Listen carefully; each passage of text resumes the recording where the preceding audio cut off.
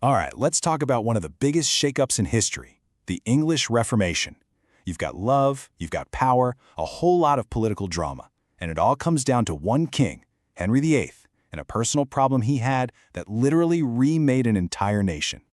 So here's the big question we're going to unpack today. I mean, think about it for a second. How on earth does one guy's very personal problem, his desperate need for a son, end up severing a 1,000-year-old connection to the church and completely redefining a country's faith? It sounds kind of crazy, right? Well, let's dig in and see how it all went down. Okay, so let's set the scene. Our story really kicks off with something they actually called, even back then, the King's Great Matter. And you gotta understand, this was not just some bit of royal gossip. Oh no, this was a full-blown national crisis. The kind of thing that had absolutely everyone holding their breath.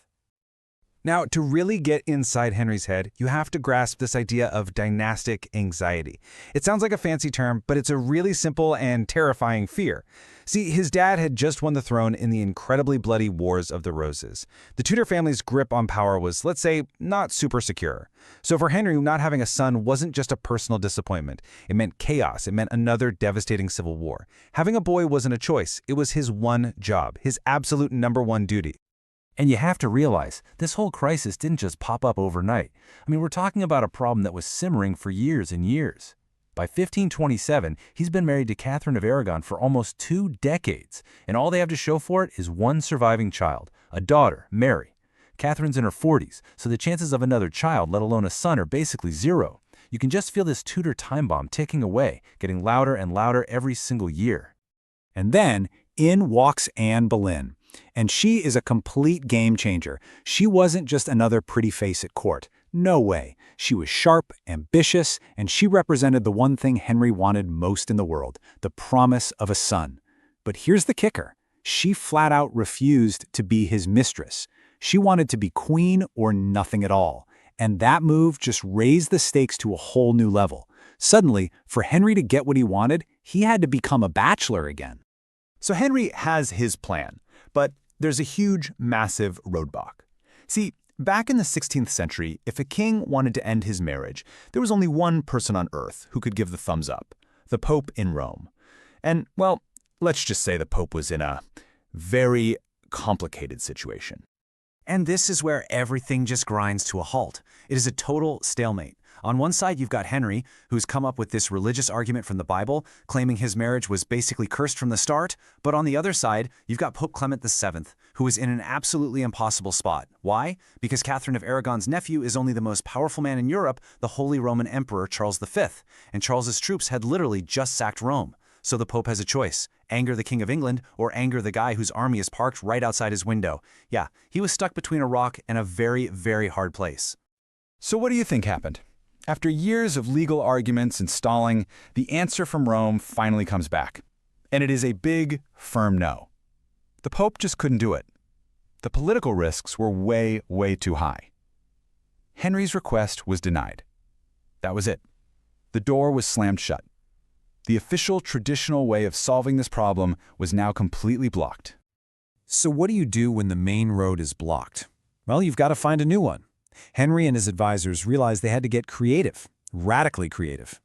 The thinking basically became, if the rules of the game aren't working for you, well, then you have to change the entire game. And the guy who figures out how to do it? A man named Thomas Cromwell. Now, Cromwell was this incredibly shrewd political operator. He wasn't some high-born noble. He was a lawyer who'd worked his way up from nothing. And where everybody else saw a brick wall, he saw a way around it. He had this brilliant idea. Forget Rome. The real power isn't there. It's right here, in England, in Parliament. He was going to use the law to give the king everything the Pope wouldn't. So Cromwell gets to work, and he unleashes this legislative blitz. It's like watching a series of dominoes fall, each one knocking down another piece of the Pope's power in England. First, bam, the Act in Restraint of Appeals. That says English legal problems stay in England. No more running to the Pope. Next, boom, the Act of Succession. That makes Anne Boleyn's kids the official heirs. And then comes the final earth-shattering blow, the Act of Supremacy. This is the big one. It declares that the king, not the Pope, is the supreme head of the Church of England. And just like that, they cut the cord. And you have to see what just happened here, because this is the absolute key to the whole story. This stopped being about a marriage a long time ago. It had transformed into a fundamental question of power. Who is really in charge of England? Is it some guy in Rome, or is it the king sitting on the throne in London? The Act of Supremacy gave a crystal clear answer. It was the king. And once you make a decision that big, well, the consequences are going to be massive. England was now on a totally new course, and the fallout was immediate, far-reaching, and in many cases, unbelievably brutal. Breaking with Rome was like opening a floodgate. Suddenly, everything was changing. The crown begins the dissolution of the monasteries, basically tearing down these centuries-old institutions and seizing all of their land and treasure. And if you dared to disagree, if you refused to accept Henry as the head of the church, well, you could end up like Sir Thomas More, one of the most respected men in England who was executed for treason. All that land they seized was then given to a new class of nobles who owed everything to the king and his new church, a brilliant political move to make sure this revolution couldn't be reversed. I mean, just get a load of this number. In today's money, we're talking about something like 1.3 billion pounds, billion with a B. And that right there tells you another huge piece of the story. This whole thing wasn't just about faith or power. It was also about money. A lot of money. This was one of the biggest cash grabs in English history. The crown got incredibly rich, and it used that wealth to buy the loyalty it needed to make the whole thing stick.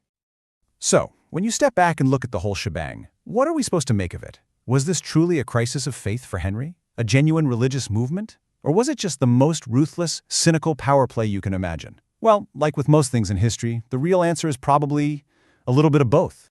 You know, this chart really breaks it down perfectly. Before all this started, the ultimate power, the final say in England's religious life, belonged to the Pope. After 1534, all of that power, 100% of it, is now in the hands of the king. It's so important to remember, this wasn't some popular uprising from the people. This was a revolution, for sure, but it was one that came from the very top, down. So when you boil it all down, it's pretty mind-blowing. One man's deeply personal crisis, his desperate, all-consuming need for a male heir, was the tiny spark that lit a massive national fire.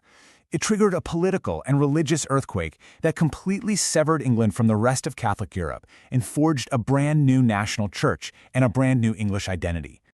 And so that brings us back to the great debate, the question that historians still argue about today. Was the English Reformation born from a genuine crisis of faith, or was it the ultimate power grab?